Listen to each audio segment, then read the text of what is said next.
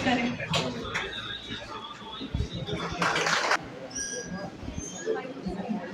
Good morning to one and all present who are here. Myself, Ikra Bashir, student of BSc Nursing 4th year from Jammu and Kashmir. I am here on the behalf of Lord Mahavira Nursing College and Hospital to welcome the great personality, Shri Sonam Anjuk sir, the climatic activist. Please give a huge round of applause for him.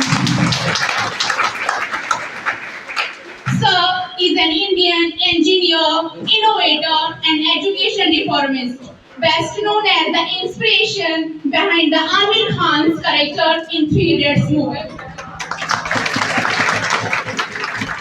Sir is a local and national icon and celebrity of Ladakh, the place he was born in. Sonam sir led the Delhi Chalo Padyatra start from the lab.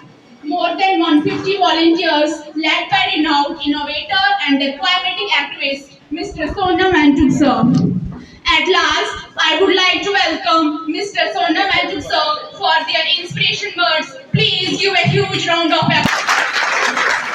Lord Mahavir nursing college और hospital का आप सबने हमें रास्ते से चलते यहाँ बुलाया और यहाँ पर हमें आश्रय दिया, स्वागत किया। बहुत बहुत धन्यवाद। आप सब एक बहुत ही खास पेशे से जुड़े हैं जो औरों की सेवा, औरों की सेहत के लिए काम करते हैं। नर्सिंग बहुत ही पवित्र काम है। अब आपके इस नर्सिंग के पेशेंट्स में, मरीजों में एक और मरीज जुड़ने जा रहा है। जानते हैं वो मरीज कौन है?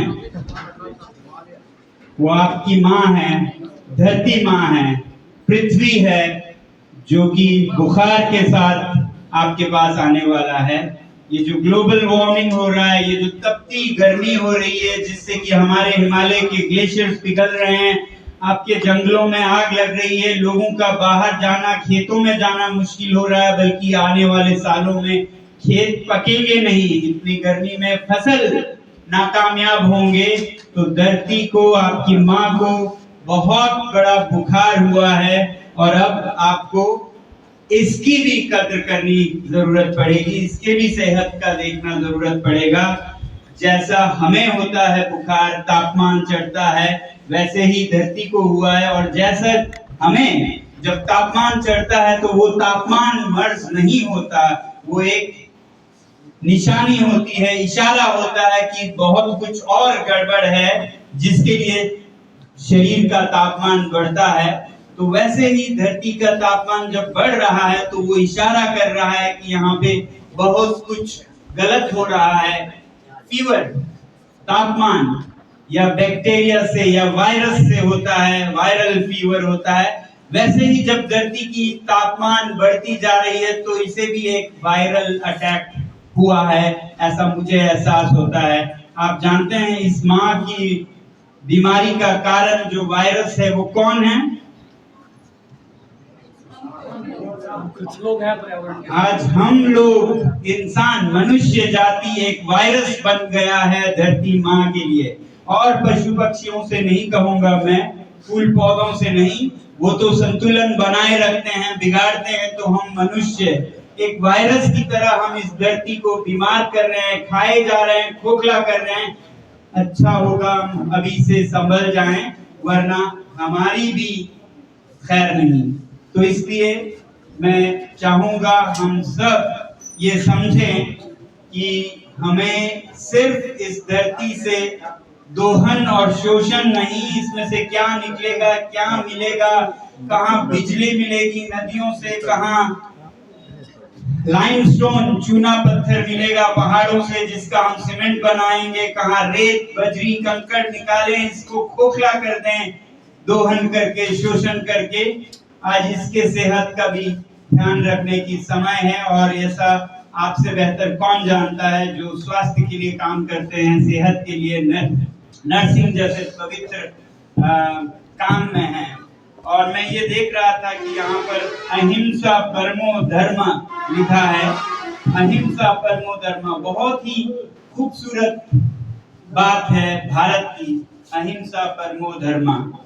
मगर एक मगर भी है, मगर जब हम पारंपरिक हिंसा की नजर से देखते हैं तो अहिंसा हम छुरा न चलाएं, बंदूक न चलाएं, इसे हम अहिंसा सोचते हैं। पत्थर किसी पे ना फेंके, लाठी किसी को ना मारें। आज हिंसा छुरे और बंदूक से नहीं हो रहा है, ये तो पुरानी बात हो गई है। छुरे और बंदूक तो कहानी है। आज हिंसा हो रहा है आपके बहुत ही शानदार मोटर कार से।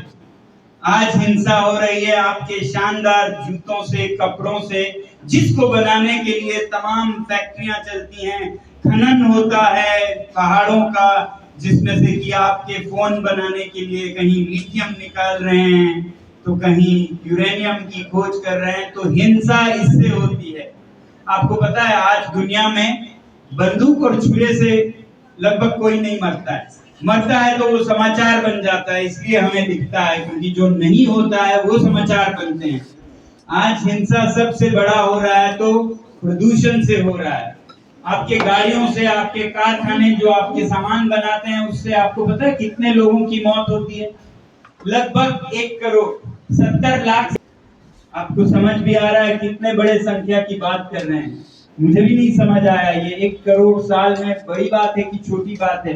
फिर मैंने अध्ययन किया, देखा कि जो प्रथम और द्वितीय विश्व युद्ध हुए, वर्ल्ड वॉर 1, वर्ल्ड वॉर 2, इन दोनों में कितने लोगों की मौतें हुई अगर देखें तो लगभग करोड़ मर रहे हैं। तब भी लगभग करोड़ मर रहे थे, मगर उसे विश्व युद्ध घोषित किया गया।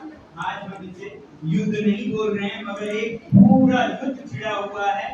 तीसरा विश्व युद्ध कहूंगा मैं, ये होने वाली चीज नहीं है, हो रहा है आज।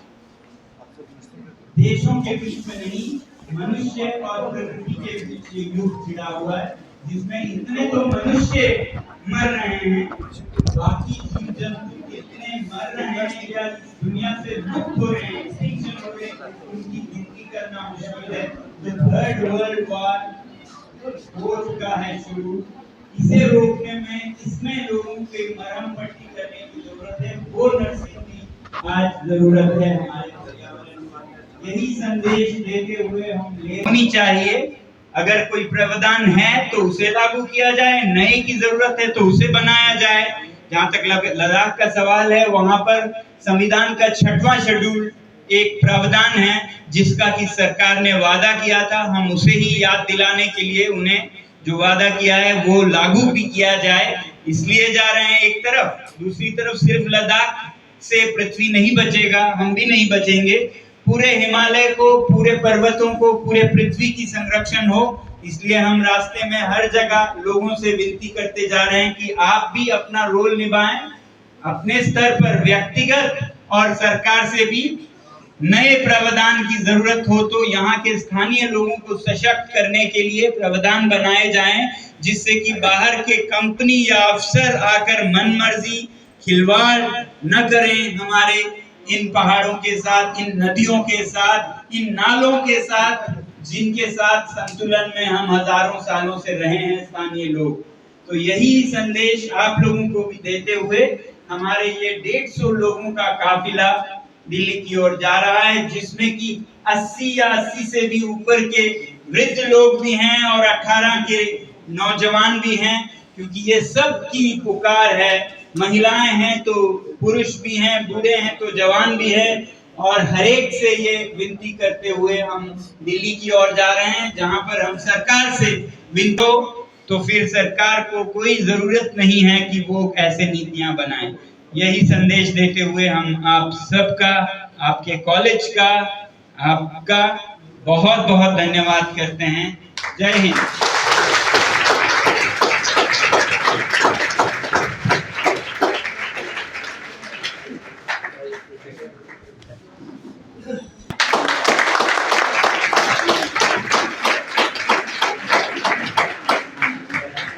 अब मैं लॉर्ड महावीर नर्सिंग कॉलेज की डायरेक्टर श्रीमती आशुमा मैम से ये अनुरोध